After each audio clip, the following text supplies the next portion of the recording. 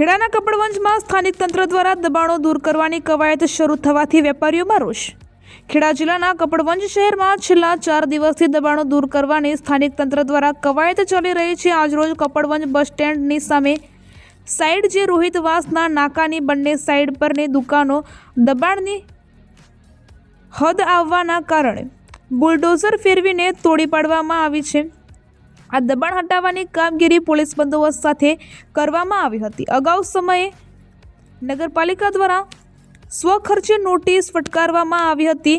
બીજી બાજુ ટાઉન હોલની આસપાસ એરિયામાં પણ દબાણ એરિયા આવેલી દુકાનો પણ બુલડોઝર દ્વારા તોડીને હાલ જમીન દોસ્ત કરી દેવામાં આવી છે અને ટાઉન હોલથી બસ સ્ટેન્ડ તરફ જતા સ્ટેટ હાઈવેની ફૂટપાથ એરિયામાં દબાણને દૂર કરવાની કામગીરી હાથ ધરવામાં આવી છે। આ સતત દબાણ હટાવવાની કામગીરીથી દુકાનદારોમાં ભયનો માહોલ જોવા મળી રહ્યો છે।